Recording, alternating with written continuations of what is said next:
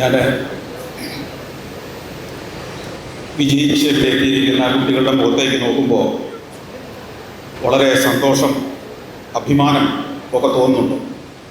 അതോടൊപ്പം ചെറിയ ആശങ്കയും, എനിക്ക് മുമ്പ് ഇവിടെ സംസാരിച്ച ബഹുമാനപ്പെട്ട പിതാവും ബഹുമാനപ്പെട്ട MLA ഒക്കെ പറഞ്ഞതുപോലെ തന്നെ ഒരാശങ്കയും എനിക്ക് തോന്നുന്ന ഒരാളാണ്. ആശങ്കയുടെ കാരണം അവരും പറഞ്ഞു കഴിഞ്ഞു. പക്ഷേ എനിക്ക് വലിയ പ്രതീക്ഷയുണ്ട്. ഇന്ന് ഈ കുട്ടികളുടെ കയ്യിലിരിക്കുന്ന യന്ത്രം, ഈ മൊബൈൽ ഫോൺ,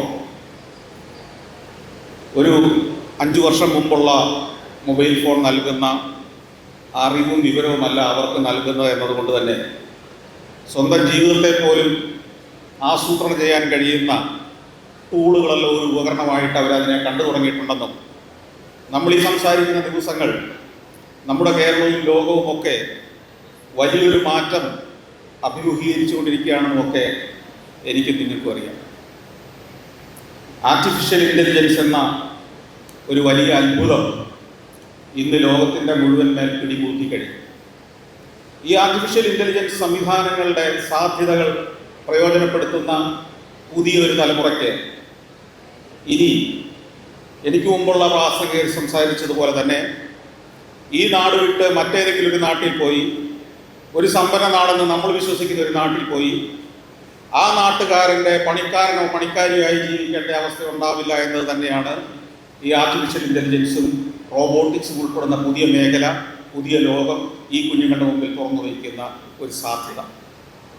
അതുകൊണ്ട് എനിക്കറിയാം, ഈ ഇരിക്കുന്ന ഓരോ ആളും നാളെ ഏതെങ്കിലും ഒരു എൻട്രൻസ് പരീക്ഷയെ മാത്രം ലക്ഷ്യമിട്ട് ഇന്ന് ഇവിടെ ഇരുന്ന് ഈ സമ്മാനം വാങ്ങി പോകുന്നവരായിരിക്കില്ല എന്ന് എനിക്ക് തോന്നുന്നുണ്ട്.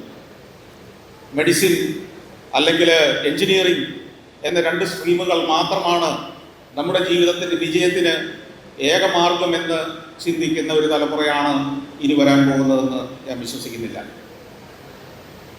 ആ വിശ്വാസം ശരിയാണോ? കുട്ടികളുടെ മുഖത്ത് ഇപ്പോഴും ചെറിയൊരു ആശങ്കയുണ്ട്. ഈ പറഞ്ഞതൊക്കെ നേരാണ്. ഞാൻ ലോകരാജ്യങ്ങളിലൂടെ സഞ്ചരിക്കുമ്പോൾ ധാരാളം മലയാളികളെ, പ്രത്യേകിച്ച് നമ്മുടെ ഈ നാട്ടുകാരെ, കോട്ടയം ജില്ലക്കാരെ കണ്ടുമുട്ടാറുണ്ട്. ഞാൻ ആ നാട്ടിൽ വെച്ച് അവരെ കാണുമ്പോൾ അവരെന്ത് ചെയ്യുന്നു എന്ന് അന്വേഷിക്കാറുണ്ട്. അങ്ങനെ അന്വേഷിക്കുമ്പോൾ എന്നെ അത്ഭുതപ്പെടുത്തിയ ആളുകളുണ്ട്, നിരാശപ്പെടുത്തിയ ആളുകളുണ്ട്. അത്ഭുതപ്പെടുത്തിയ ആളുകൾ, നമ്മുടെ നാട്ടിൽ നമ്മുടെ വിദ്യാർത്ഥികൾ പഠിക്കുന്ന കാലത്ത് ഒരിക്കലും ചിന്തിക്കാത്ത ഒരു മേഖലയിൽ ഇവർ പ്രവർത്തിച്ച് അത്ഭുതം സൃഷ്ടിക്കുന്നല്ലോ എന്ന അത്ഭുതം. എന്നാൽ ഈ തൊഴിൽ ചെയ്യാൻ നാടും വീടും ഉപേക്ഷിച്ച് നാട്ടിലെ പറമ്പ് പണയം വെച്ച് നമ്മുടെ ചെറുപ്പക്കാർ ഈ രാജ്യത്തേക്ക് വരേണ്ടിയിരുന്നില്ലല്ലോ എന്ന നിരാശ വേറൊരുവശത്ത് മറ്റു ചിലരെ കാണുമ്പോൾ ഇത് രണ്ടും ഞാൻ കാണാറുണ്ട്. ഈ അടുത്ത 2-3 ആഴ്ച മുമ്പ് ഞാൻ ചൈനയിലൂടെ ഒരു സന്ദർശനം നടത്തി. ചൈനയിൽ ഗോൺചോ എന്ന് പറയുന്ന ഒരു പട്ടണത്തിൽ ഞാൻ അവിടെ ചെന്ന് അറിഞ്ഞ്, അവിടെ നിന്ന് അധിക ദൂരത്തിലല്ല, മക്കാവു, നിങ്ങൾ കേട്ടിട്ടുണ്ടാവും, മക്കാവു എന്നൊരു പട്ടണമുണ്ട് ചൈനയിൽ. ചൈനയുടെ ഭാഗമാണ്, പക്ഷേ ഒരു സ്വതന്ത്ര പ്രൊവിൻസാണ്. ലോകത്തെ ഏറ്റവും വലിയ കാസിനോകളുള്ള, ചൂതാട്ട കേന്ദ്രങ്ങളുള്ള എൻ്റർടൈൻമെൻറ്റ് സിറ്റിയാണ് ശരിക്കും. അതൊരു കാലത്ത് പോർച്ചുഗലിൻ്റെ ഭാഗമായിരുന്നു. അടുത്ത കാലത്താണ് അതിനെ ചൈനയുടെ ഭാഗമാക്കി കൂട്ടിച്ചേർത്തത്. എന്നാൽ പൂർണ്ണമായും ചൈനയുടെ ഒരു ഭാഗം പോലെ അവിടുത്തെ സിസ്റ്റത്തിലേക്ക് ലയിച്ചിട്ടില്ല. ഒരു സ്വതന്ത്ര പരമാധികാര പ്രദേശം പോലെ അത് പ്രവർത്തിക്കുകയാണ്. അതുകൊണ്ടാണ് ഒരു പാശ്ചാത്യ സംസ്കാരവും കാസിനോകളും എൻ്റർടൈൻമെൻറ്റും മാത്രമുള്ള ഒരു പട്ടണമായിട്ടാണ് നിലനിൽക്കുന്നത്. അപ്പോൾ അവിടെ നിന്നൊരു മലയാളി ഗോൺചോയിൽ, എന്നോടൊപ്പം ഉണ്ടായിരുന്ന ഒരു മലയാളിയെ വിളിച്ചിട്ട് പറഞ്ഞു, ഇങ്ങനെ ഒരാളവിടെ വന്നതായിരുന്നു, എനിക്ക് അദ്ദേഹത്തെ ഒന്ന് കാണണം, നാളെ വൈകിട്ട് അവിടെ വന്നാൽ നമുക്ക് ഒന്നിച്ചൊരു ഡിന്നർ കഴിക്കാൻ പറ്റുമോ? ഞാൻ പറഞ്ഞു, വൈകിട്ട് ഞാൻ ഫ്രീ ആണ്, രാത്രി ഫ്രീ ആണ്, നമുക്ക് കൂടാം. അങ്ങനെ ഞങ്ങളവിടുത്തെ ഒരു പേൾ നദിയുടെ തീരത്തെ മനോഹരമായ ഒരു സീ ഫുഡ് റെസ്റ്റോറൻറ്റിൽ കാത്തിരിക്കുമ്പോൾ അദ്ദേഹം വരുന്നു. അദ്ദേഹം വന്നു. അദ്ദേഹത്തെ ഈ മറ്റേ സുഹൃത്ത് പരിചയപ്പെടുത്തി. അദ്ദേഹം ചാലക്കുടിക്കാരനാണ്. അദ്ദേഹം ഈ മക്കാവു നഗരത്തിലെ ഒരു കാസിനോ ഉൾപ്പെടുന്ന വലിയൊരു 7 സ്റ്റാർ എന്ന് വേണേൽ പറയാവുന്ന ഒരു ഹോട്ടലിലെ ഷെഫാണ്. പറയാ, ഷെഫ് എന്ന് പറഞ്ഞാൽ ആരാണ്? പാചകം. അപ്പോൾ ഞാൻ ഒരു ഷെഫിനെ പരിചയപ്പെടുന്ന ഒരു കൗതുകത്തോടെയാണ് അദ്ദേഹത്തെ പരിചയപ്പെട്ടത്. പക്ഷേ ഓരോ മിനിറ്റും കഴിയും തോറും ഈ മനുഷ്യനോടുള്ള ആദരവ് കൂടിക്കൂടി വന്നു. അതിൻ്റെ കാരണം ഇതാണ്. അദ്ദേഹം കഴിഞ്ഞ 10-20 വർഷമായിട്ട് ഈ മക്കാവുവിലാണ്. മക്കാവുവിൽ ഒരു ഹോട്ടലിലെ ഒരു റെസ്റ്റോറൻറ്റിൽ ജോലി ചെയ്യല്ല അദ്ദേഹം ചെയ്യുന്നത്. മക്കാവുവിലെ ഗവൺമെൻറ് അദ്ദേഹത്തിന് നിർബന്ധപൂർവം അവിടുത്തെ പൗരത്വം നൽകിയിരിക്കുകയാണ്. ഇവിടം വിട്ട് പോകരുത് എന്ന് അഭ്യർത്ഥിച്ചിരിക്കുകയാണ്. ഈ റെസ്റ്റോറൻറ്റിൽ സ്ഥിരമായി ഭക്ഷണം കഴിക്കാൻ വരുന്ന, ഇദ്ദേഹത്തിൻ്റെ വിഭവങ്ങൾ ആസ്വദിക്കാൻ വരുന്നവരിൽ ഡേവിഡ് ബെക്കാം ഉൾപ്പെടെയുള്ള കായിക താരങ്ങളുണ്ട്, ലയണൽ മെസ്സിയെ പോലുള്ള ഫുട്ബോൾ താരങ്ങളുണ്ട്, ചലച്ചിത്ര താരങ്ങളുണ്ട്, ലോകപ്രശസ്തരായ കലാകാരന്മാരുണ്ട്. എന്തിനേറെ നമ്മുടെ ബോളിവുഡിലെ പല സിനിമകളുടെയും ലോഞ്ചിന്റെ പാർട്ടികൾ നടക്കുന്നത് ഈ റെസ്റ്റോറൻറ്റിലാകാൻ കാരണം ഇദ്ദേഹം ഇന്ത്യൻ വിഭവങ്ങൾ ഒരുക്കുന്ന സ്പെഷ്യാലിറ്റി ഉള്ളൊരു ഷെഫ് എന്നതുകൊണ്ടാണ്. ഈ ഷെഫ് വഴി ഈ റെസ്റ്റോറൻറ്റിന് 8 വർഷം തുടർച്ചയായി മിഷലിൻ സ്റ്റാർ എന്ന് പറയുന്ന അവാർഡ് കിട്ടി. മിഷലിൻ സ്റ്റാർ എന്ന് പറയുന്നത് ഷെഫുമാർക്ക് അല്ലെങ്കിൽ റെസ്റ്റോറൻറ്റ്സിന് കിട്ടുന്ന അവാർഡ്. അതായത് സിനിമയിൽ ഓസ്കാർ എന്ന് പറയുന്നത് പോലെ, സാഹിത്യത്തിലും ശാസ്ത്രത്തിലുമൊക്കെ നൊബേൽ പ്രൈസ് എന്ന് പറയുന്നത് പോലെ, പാചകകലയിൽ കിട്ടുന്ന ഒരു നൊബേൽ പ്രൈസ് ആണ് ശരിക്കും പറഞ്ഞാൽ മിഷലിൻ സ്റ്റാർ. ഈ മലയാളി വഴി ഈ റെസ്റ്റോറൻറ്റിലേക്ക് 8 തവണ തുടർച്ചയായി മിഷലിൻ സ്റ്റാർ ചെന്നു.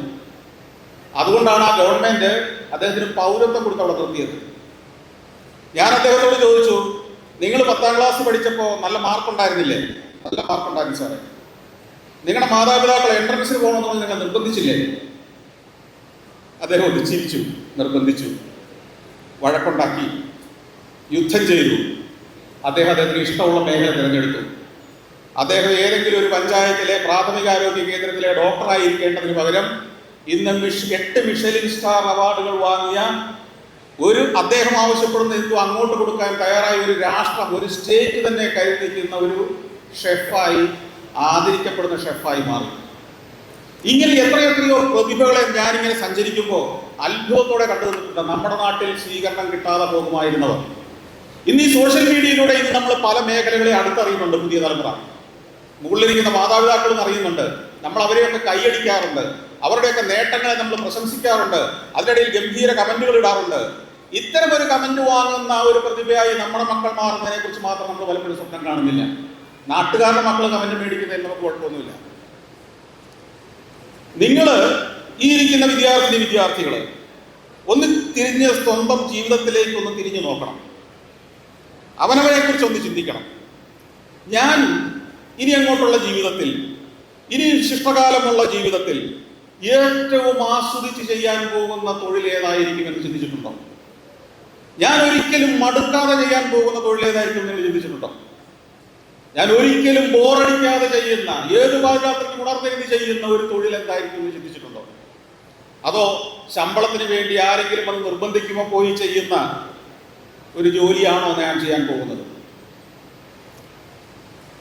നമ്മളിന്ന് ജീവിതത്തിൽ വിജയിച്ച, ആരാധിക്കുന്ന വ്യക്തികളുടെ ഒക്കെ ജീവിതമെടുത്താൽ മാതാപിതാക്കൾ നിർബന്ധിച്ച് തള്ളി ഉന്തിക്കയറ്റി എൻട്രൻസ് എഴുതി പാസ്സാക്കി വിജയിപ്പിച്ചവരുടെ ചരിത്രമായിരിക്കില്ല നിങ്ങൾ വായിച്ചിട്ടുള്ളതും കേട്ടിട്ടുള്ളതും കൂടുതലും. യഥാർത്ഥ പ്രതിഭ എന്താണ്, അവരുടെ ഉള്ളിൽ ഉറങ്ങിക്കിടക്കുന്ന യഥാർത്ഥ കഴിവെന്താണെന്ന് കണ്ടെത്തി അതിനുവേണ്ടി നിരന്തരം പ്രയത്നിച്ച് പ്രവർത്തിച്ച് ആ മേഖലയിൽ വിജയിച്ച പ്രതിഭകളെയാണ് ഇന്ന് ലോകം ആദരിക്കുന്നത്. നാളെ ഈ ചങ്ങനാശ്ശേരിയുടെ മണ്ണിൽ നിന്ന് ലോകം ആദരിക്കുന്ന പ്രതിഭകൾ ഉണ്ടാകണമെങ്കിൽ നിങ്ങൾ നിങ്ങളുടെ യഥാർത്ഥ കഴിവ് എന്താണെന്ന് തിരിച്ചറിയുകയും ആ കഴിവ് പ്രകടിപ്പിക്കാൻ കഴിയുന്ന ഒരു മേഖലയിലേക്കുള്ള തൊഴിൽ കണ്ടെത്തുകയും വേണം. അതിനുള്ള ശ്രമം നടത്തണം. അതിനാണ് ഞാൻ പറഞ്ഞു തുടങ്ങിയത്, നിങ്ങളുടെ കയ്യിൽ ഒരു ഉപകരണമുണ്ട്. നിങ്ങളുടെ കഴിവുകൾ എന്താണെന്ന് നിങ്ങൾക്ക് ചൂണ്ടിക്കാണിച്ചു തരാൻ ഇന്ന് ആർട്ടിഫിഷ്യൽ ഇന്റലിജൻസിന്റെ സാങ്കേതിക വിദ്യക്ക് കഴിയും. അവനൊരു 25 ചോദ്യം നിങ്ങളോട് ചോദിക്കും, അല്ലെ 50 ചോദ്യം ചോദിക്കും. സൈക്കോമെട്രിക് അനാലിസിസ് പോലുള്ള പ്രോസസ്സുകളിലൂടെ, അല്ലെങ്കിൽ നിങ്ങളെ തന്നെ തിരിച്ചറിയാൻ കഴിയുന്ന ചില സാങ്കേതിക വിദ്യകളിലൂടെ, നിങ്ങളുടെ ഗുരുക്കന്മാർക്ക് നിങ്ങളെ വഴി നയിക്കാൻ കഴിയുന്ന ചില ടെക്നോളജികളിലൂടെ നിങ്ങൾ ഓരോ മേഖലയിലും എവിടെയൊക്കെ പ്രവർത്തിക്കാൻ കഴിയുന്നവരായി മാറുന്നവരാണ് എന്ന് നിങ്ങൾക്ക് കണ്ടെത്താൻ കഴിയും. ഇന്ന് അതിന് സാധ്യതയുള്ള ഒരു ലോകത്താണ് ജീവിക്കുന്നത്. ആരെങ്കിലും വീട്ടുകാരോ നാട്ടുകാരോ സുഹൃത്തുക്കളോ പോയ വഴിയിലൂടെ തന്നെ പോയി എന്തെങ്കിലും ഒരു ജീവിച്ചു തീർക്കുക എന്നതിനപ്പുറം ജീവിച്ചിരുന്നു എന്ന് ചരിത്രത്തിൽ രേഖപ്പെടുത്തിയിട്ട് ഈ ഭൂമി വിട്ടുപോകുന്നവരായി മാറുന്നതാണ് എൻ്റെ മുമ്പിലിരിക്കുന്ന ഈ കുഞ്ഞുങ്ങൾ. നിങ്ങളുടെ പേരിൽ ഈ ചങ്ങനാശ്ശേരിക്കാർ അഭിമാനിക്കാൻ ഒരു കാലത്ത് ഈ ഓഡിറ്റോറിയത്തിൽ ഇങ്ങനെ സദസ്സിൽ നിരന്നിരിക്കലല്ല, ഈ വേദിയിലിരിക്കുന്നവരാണോ നിങ്ങൾ ഓരോരുത്തരും നാളെ. നിങ്ങളുടെ പേര് ഭാരതത്തിന്റെ ചരിത്രത്തിൽ എഴുതപ്പെടുന്നവരായിരിക്കണം. ഞാൻ പറഞ്ഞല്ലോ, അതിന് എഞ്ചിനീയറും ഡോക്ടറും ശാസ്ത്രജ്ഞരും മാത്രമല്ല, സംരംഭകർക്ക് പദ്ധതി സാധ്യതകളുണ്ട്. ലോകമറിയുന്ന ചങ്ങനാശ്ശേരിയിൽ നിന്ന് എത്രയോ അത്ഭുതങ്ങൾ സൃഷ്ടിക്കുന്ന സംരംഭകരായി മാറാൻ കഴിയും. ഈ കേരളത്തിന് ഇന്നത്തെ നേതൃനിര കഴിഞ്ഞാൽ അടുത്തതായി പ്രതിഭാശാലികളായ നേതാക്കന്മാരെ ആവശ്യമുണ്ട്. രാഷ്ട്രീയം വർജിക്കേണ്ട ഒന്നല്ല. രാഷ്ട്രത്തെ നയിക്കുക എന്നത് മോശം കാര്യമാണെന്ന് തെറ്റിദ്ധരിച്ചിരിക്കുന്ന ഒരു സമൂഹമാണിത്. അല്ല, മിടുക്കന്മാരായ രാഷ്ട്രീയക്കാരെ നമ്മുടെ സമൂഹത്തിന് ആവശ്യമുണ്ട്. ഒരു സ്കൂളിലെ, ഒരു കോളേജിലെ ഒന്നിനും കൊള്ളാത്ത ഉഴപ്പന്മാരുടെ ഒരു സംഘം മാത്രമായിരിക്കണം രാഷ്ട്രീയക്കാരെന്ന ചിന്തയൊക്കെ മാറിയിട്ട് മിടുക്കന്മാർക്ക് കടന്നു വരാനുള്ള ഒരു മേഖലയായി രാഷ്ട്രീയത്തെ മാറ്റാൻ നമുക്ക് കഴിയണം. നേതൃത്വ ഗുണമുള്ള, രാഷ്ട്രീയ ബോധമുള്ള ചെറുപ്പക്കാരെ നമുക്ക് ആവശ്യമുണ്ട് ഈ കേരളത്തെ നയിക്കാൻ, ഈ രാജ്യത്തെ നയിക്കാൻ. കേരളത്തിലേക്ക് പുതിയ തലമുറയിലുള്ള ഈ അടുത്ത കാലത്ത് നമുക്കറിയാം, പല ഇലക്ഷനും കഴിയുമ്പോൾ ഇപ്പോൾ പുതിയ പുതിയ മുഖങ്ങൾ നമ്മൾ കാണുമ്പോൾ നല്ല വിദ്യാഭ്യാസമുള്ള, ബോധമുള്ള, ലോകവീക്ഷണമുള്ള ആളുകൾ നമ്മുടെ രാഷ്ട്രീയത്തിലേക്ക് കടന്നു വരുന്നതിന്റെ മാറ്റം ഇനി നോക്കിക്കോളൂ, കേരളത്തിൽ ഉടൻ തന്നെ പ്രതിഫലിക്കുമെന്ന് ഞാൻ വിശ്വസിക്കുകയാണ്. തലമുറകൾ മാറുമ്പോൾ ആ മാറ്റം വന്നു തുടങ്ങിയിരിക്കുന്നു. അപ്പോൾ എല്ലാ മേഖലയിലും പലപ്പോഴും നമുക്കറിയാം, നമ്മുടെ സ്കൂളിലൊക്കെ ഏറ്റവും ബാക്ക് ബെഞ്ചേഴ്സ് എന്നറിയപ്പെടുന്നത് കൂടുതലും കലാകാരന്മാരാണ്. ഏറ്റവും ബാക്കിലിരിക്കുന്ന പലരും വലിയ കലാകാരന്മാരാണ്. അധ്യാപകർക്കറിയാം, ഞാനും വിദ്യാഭ്യാസ സ്ഥാപനം നടത്തുന്ന ആളാണ്. ബാക്കിലിരുന്ന് ചെറിയ ചെണ്ടകുട്ടിപ്പാട്, ക്ലാസ് എടുക്കുന്ന ടീച്ചറിന്റെ കാർട്ടൂൺ വരയ്ക്കൽ, ഇതൊക്കെയാണ്. അവനാണ് ഏറ്റവും രക്ഷപ്പെടാത്തവൻ എന്ന് പലരും കരുതും. പക്ഷേ നിങ്ങൾ വിശ്വസിക്കില്ല, അവരിൽ പലരും പിന്നീട് അവരുടെ ജീവിതപാതയെ ആ കലാമേഖലയായി തിരഞ്ഞെടുത്ത് നിങ്ങളൊക്കെ കരുതുന്നതിലപ്പുറമുള്ള പ്രതിഭകളായി മാറി. നമ്മളൊക്കെ ഒരു ജന്മത്തെ നേടുന്നതിലേറെ അവൻ്റെ ഒരൊറ്റ പെയിന്റിങ് കൊണ്ട് നേടിയ കലാകാരനായി മാറിയവരെ ഞാൻ കണ്ടിട്ടുണ്ട്. നമുക്കിന്ന് ഓട്ടോമൊബൈൽ മേഖലയിൽ പുതിയ പുതിയ വിപ്ലവങ്ങൾ നടന്നുകൊണ്ടിരിക്കുക. പുതിയ പുതിയ കാറുകൾ, പുതിയ കമ്പനികൾ, നിരവധി മോഡലുകൾ, ഇലക്ട്രിക് അല്ലാത്തതും ഹൈബ്രിഡും ഒക്കെ ആയിട്ട് ഈ കാറുകളൊക്കെ കാണുമ്പോൾ മനോഹരമെന്ന് നമ്മൾ കരുതുന്നു, അതിനെ അപ്രീഷിയേറ്റ് ചെയ്യുന്നു. നിങ്ങളറിയണം, ഈ ബാക്ക് ബെഞ്ചിലിരുന്ന് പഠിപ്പിച്ച അധ്യാപകന്റെ ചിത്രം കുത്തിക്കോറിയ ഒരു കലാകാരൻ, അവൻ നാഷണൽ ഇൻസ്റ്റിറ്റ്യൂട്ട് ഓഫ് ഡിസൈനിലോ മറ്റോ പോയി ചേർന്ന് പഠിച്ച് ഡിസൈനിങ് എന്താണെന്ന്, അതിലെ ശാസ്ത്രീയമായ ഡിസൈനിങ് പഠിച്ച് അവൻ ഇത്തരം ഏതൊരു ഓട്ടോമൊബൈൽ സ്ഥാപനത്തിൽ കയറി ഡിസൈനറായി ജോലി ചെയ്ത് ലക്ഷക്കണക്കിന് രൂപ പ്രതിമാസ ശമ്പളം വാങ്ങി അവൻ ഡിസൈൻ ചെയ്ത് വിട്ട ഒരു കാറിലാണ് നിങ്ങൾ യാത്ര ചെയ്യുന്നതെന്ന്. അവിടെ എഞ്ചിനീയർ മാത്രം പോരാ, കലാപരമായി ഡിസൈൻ ചെയ്യുന്നവനെ ആവശ്യമുണ്ട്. നിങ്ങൾ കാണുന്ന ആപ്പുകൾ, നിങ്ങൾ ഉപയോഗിക്കുന്ന പല സോഫ്റ്റ്വെയറുകളും, ഇതിന്റെ ലുക്ക് ആൻഡ് ഫീല്, അതിന്റെ ഡിസൈൻ, ഇതൊക്കെ ഈ കലാകാരന്മാരുടെ കയ്യിൽ നിന്നുണ്ടായതാണ്. നിങ്ങൾ അത് തിരിച്ചറിയണം. അപ്പൊ നിങ്ങളുടെ കഴിവ് ഏതുമാകട്ടെ, നിങ്ങളുടെ നാട്ടുകാരോ വീട്ടുകാരോ സുഹൃത്തുക്കളോ അധ്യാപകരോ മാതാപിതാക്കളോ ഒക്കെ നിങ്ങളുടെ ഈ കഴിവ് തീരെ മോശമാണെന്ന് കരുതുന്നുണ്ടെങ്കിൽ പോലും ആ കഴിവിന് പോലും സാധ്യതകളുള്ള, ആ കഴിവിന് പോലും ലോകം വില നൽകുന്ന ഒരു കാലഘട്ടത്തിലാണ് നിങ്ങൾ ജീവിക്കുന്നത് ഓർക്കണം.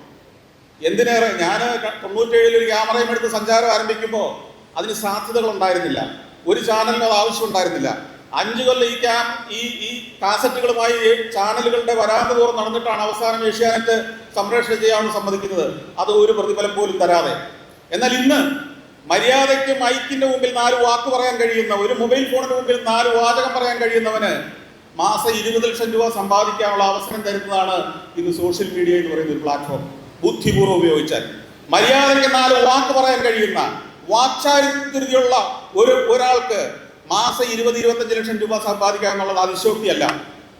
സോഷ്യൽ മീഡിയയിൽ ധാരാളം കുട്ടികൾ ഞങ്ങളുടെ സ്ഥാപനത്തിൽ നിന്നും എൻ്റെ കൂടെ പ്രവർത്തിച്ചും ഒക്കെ പുറത്തിറങ്ങുന്നുണ്ട്. അവർ നേടുന്നത് ഓരോ മാസം എത്രയാണെന്ന് എനിക്കറിയാം. അവർ ശമ്പളം, ഈ പ്രതിഫലം മാത്രമല്ല കിട്ടുന്നത്, കേരള സമൂഹത്തിന്റെ ഹൃദയത്തിലേക്ക് കയറുന്ന ആളുകൾ കൂടിയായി അവർ മാറുകയാണ്. അപ്പോൾ അനന്തമായ സാധ്യതകളുടെ ഒരു ലോകത്തേക്ക് ഇറങ്ങുമ്പോൾ നിങ്ങൾ ഏതോ ഒരു മൂക്ക് കയറിട്ട് കണ്ണു കെട്ടി വിട്ടിരിക്കുന്ന ഒരു പാതയിലൂടെ മാത്രമേ ഇനിയും പോകൂ എന്ന് ചിന്തിച്ച് ജീവിതത്തെ അങ്ങോട്ട് തകർത്ത് കളയരുത്, ജീവിതത്തെ ഇരുട്ട് നിറഞ്ഞതാക്കരുത്, ജീവിതം ആഘോഷിക്കാൻ ഉള്ളതല്ലാതാക്കരുത്.